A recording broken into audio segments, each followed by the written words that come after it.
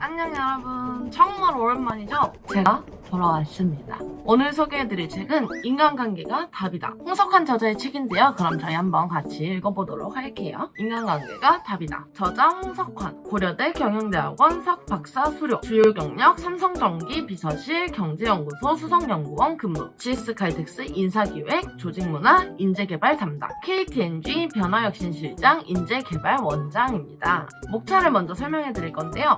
챕터 1 관계의 시작은 나부터, 챕터 2 사람을 대하는 원칙, 챕터 3 이런 사람이 됐으면 좋겠다, 챕터 4 직장에서 배우는 인간관계, 챕터 5 흔들리면 안 되는 리더입니다.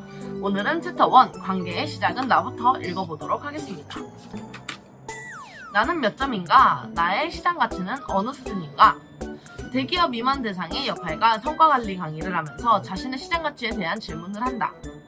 대부분 구체적인 답변이나 질문을 하는 사람이 없고 묵묵부답이다. 사실 기업 임원을 하면서 외부 가치에 대해 생각할 여력이 없다. 매일 발생하는 처리해야 할 일들이 많고 시간적 여유가 생기면 쉬고 싶다는 생각, 또 그동안 미뤄왔던 일에 매달리게 된다. 자기 개발을 해야 한다는 생각은 있지만 쉽지는 않다. 퇴직을 앞둔 임원에게 지금 받고 있는 연봉의 2분의 1을 퇴직 후 받을 수 있겠는가? 라고 물으면 어렵다고 한다. 많은 사람들이 퇴직 후 생활에 대한 준비가 되어 있지 않다. 헤드헌팅을 하고 있는 후배에게 사람의 시장 가치를 어떤 척도로 판단하냐 라고 물었다. 후배는 5가지 판단 기준을 설명해준다. 첫째는 놀랍게도 나이였다. 너무나 현실적이기에 놀랐다. 후배는 만 50세 이상은 원하는 직장에 재취업하기 어렵다고 했다.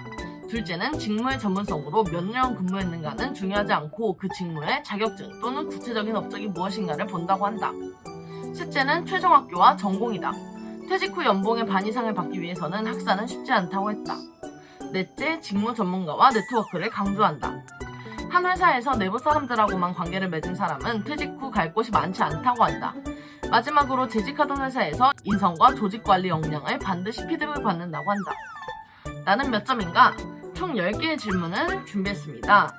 각 문안당 10점 만점을 기준으로 총 100점 중에 몇 점이었는지 한번 같이 해보도록 합시다. 1번, 나는 매년 전년 실적을 반영한 이력서를 가지고 있고 나의 성장을 확인하고 기록한다. 2번, 나는 성과를 최우선으로 3년 후 나의 비전, 전략, 중점 과제가 무엇인지 설명할 수 있다. 3번, 나는 사업의 본질을 알고 이를 기반으로 제품, 경쟁자, 고객을 이해하고 의사결정을 한다. 4번, 나는 나만의 변화 원칙이 있고 변화의 방향에 민감하며 현재적 대응을 한다. 5번, 나는 내가 담당하는 직무의 CEO로서의 역할을 다하고 있다. 6번, 나는 직무 전문성의 단계를 규정할 수 알면서 상위 단계에 있다. 7번, 나는 올바른 가치관으로 정도 경험과 회사 이미지 제고에 앞장선다. 8번, 나는 매일 해야 할 3가지 이상의 바람직한 습관을 가지고 있다. 9번, 나는 매일 10분 이상의 성찰 시간을 갖고 감사하는 마음으로 회사의 직무에 임한다. 10번, 나는 자율문화를 조성하고 조직원과 구성원의 성장을 지원한다. 질문이 다소 주관적이기 때문에 객관적으로 정확한 점수를 도출할 수는 없다.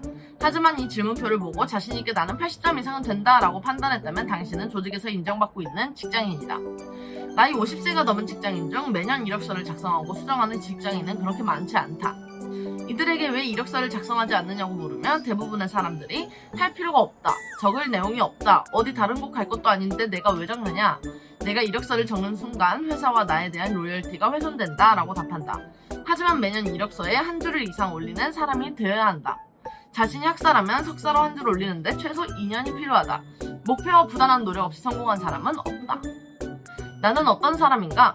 헨리 롱펠로우는 훌륭한 사람들의 삶은 우리에게 삶을 숭고하게 만들 수 있다는 것을 일깨워준다. 그리고 시간이라는 모래 위에 발자국을 남기고 우리를 남겨준 채 떠나간다 라고 말했다. 어떻게 기억될 것이며 어떻게 기억되길 원하는가? 대학원 석사는 2년, 박사는 몇 년 소요되는지 모르지만 나는 한 교수님 밑에서 공부했다. 이 교수님의 정년퇴임을 앞두고 제자들이 모였다. 60세가 넘은 저자도 있고 아직 20대인 저자도 있다. 참석한 모든 이들을 아는 단 한 명의 교수님이 식사를 하면서 의미 있는 말씀을 하셨다. 내 스승은 조직행동 분야의 대가이시며 수많은 논문을 남겼지만 세상을 떠나신 후 20년이 지난 지금 인용되는 논문은 그리 많지 않고 세상은 그를 잊고 있다. 하지만 그의 제자들은 그의 인품과 업적을 기억한다.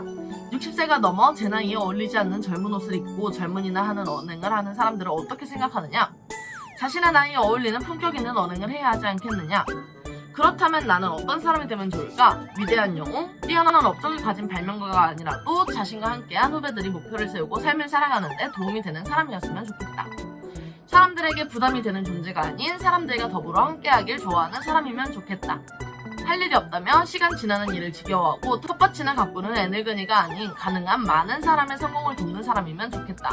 편향되고 부정적인 시각으로 세상을 보지 않고 한때 함께 있던 사람들, 영향을 받는 사람들이 찾아오지 않아도 서운해하지 않고 그들의 행복을 빌어주는 속 넓은 사람이면 좋겠다. 곁을 무심히 스치고 지나가는 바람에게도 감사함을 느낄 줄 아는 사람으로 살다가 한 줌의 흙이 되고 싶다. 나는 나 자신을 사랑하고 있는가? 믿음이 부족하다면? 우리가 매일 변함없이 행복하게 생활할 수 있는 것은 신뢰가 있기 때문이다. 신뢰가 없다면 고층 아파트는 존재할 수 없었을 것이다. 엘리베이터가 밑이 없거나 오르고 내리다가 갑자기 뚝 떨어진다면, 길을 걷는데 갑자기 땅이 꺼지거나 하늘에서 무엇이 떨어져 머리에 부딪힌다면, 지나가는 사람들이 나에게 나쁜 행동을 한다면, 버스나 지하철을 타는데 기사를 믿을 수 없다면, 음식점이나 커피숍에서 먹고 마시는 음식에 유해한 물질이 첨가되었을 것이라는 의심이 계속된다면 하루는 절대 행복할 수 없다. 존재하는 것이 그 무엇이든지 기본적인 믿음이 있어야 한다. 이 믿음이 나를 성장시킨다. 또한 이러한 믿음은 사회의 건전한 한 시민으로서 살아가게 해주는 원동력이 된다. 자신에 대한 불신은 조직 생활을 망치게 한다. 자신을 사랑하지 않으면 남을 사랑하기란 어렵다. 내가 나를 사랑하지 않는데 어떻게 남이 나를 사랑할 수 있느냐고 의심을 품을 수 있다. 자신에 대한 불신의 이유는 다양하다. 경제적으로 무능하거나 학력이나 경력에 대한 콤플렉스가 있을 때, 어떤 실패로 인하여 기가 죽어 있을 때, 남들은 다 할 수 있는 것을 하지 못하고 갖고 있는 것을 내가 가지지 못할 때, 자신의 무능이나 부족함을 비관하며 내가 이렇게 못났으니 혼나고 당연한 거야, 그러니까 사람들이 떠나는 거야 라고만 생각하고 만다. 자기 불신이나 불만이 많은 사람은 매사가 소극적이고 부정적이다. 해서는 안 될 일이며 한다 해도 자신은 못한다고 여긴다. 이런 사람들은 조직 생활을 잘할 수가 없다. 그들은 조직 구성원에게 불신을 전파하여 그 기운을 다른 이들에게도 전염시킨다. 먼저 자신을 사랑해라. 신입사원은 무엇으로 성장하는가? 라는 책이 있다. 이 책은 서론에서 자신을 알고 자신을 이끌라 라고 말하고 있다. 자신이 무엇을 좋아하고 잘하는지를 알아야 한다. 자신이 현재 무엇에 관심을 갖고 있는가를 파악하여 자신의 현재와 내일을 이끌어야 한다. 탁구 시합에 지는 경우가 있었다. 그건 상대의 탁구 실력이 월등히 좋아서가 아니었다. 대부분 나의 실수로 인해 지는 경우였다. 일도 그렇고 매사가 내 잘못이나 실수로 엉망이 되는 경우가 많았다. 실수를 줄이는 방법엔 여러 가지가 있다. 그 중에 제일 좋은 방법은 바로 나 자신을 사랑하는 것이다.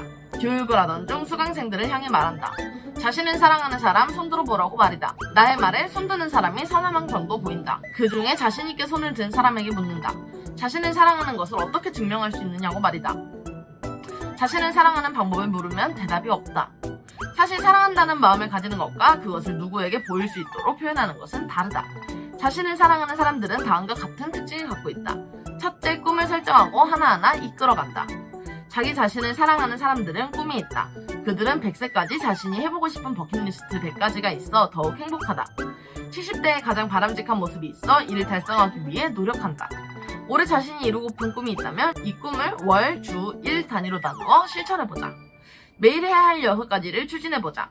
자신의 꿈이 어느새 삶을 나아가게 하는 원동력이 되어 있을 것이다.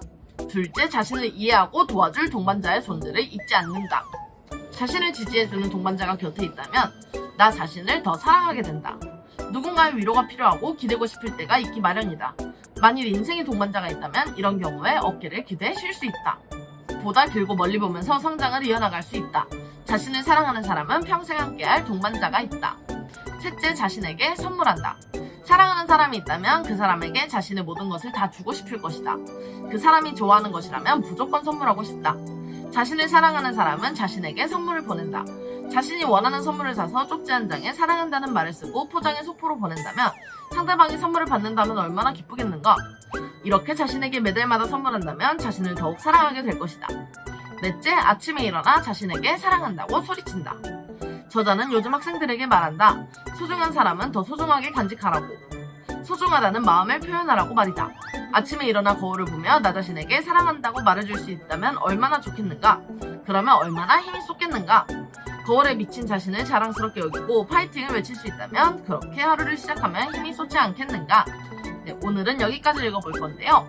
좋은 인간관계가 좋은 성과를 부른다. 관계를 지배하는 최선의 전략은 무엇인가?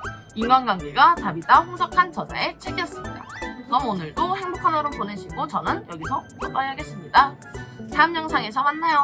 안녕.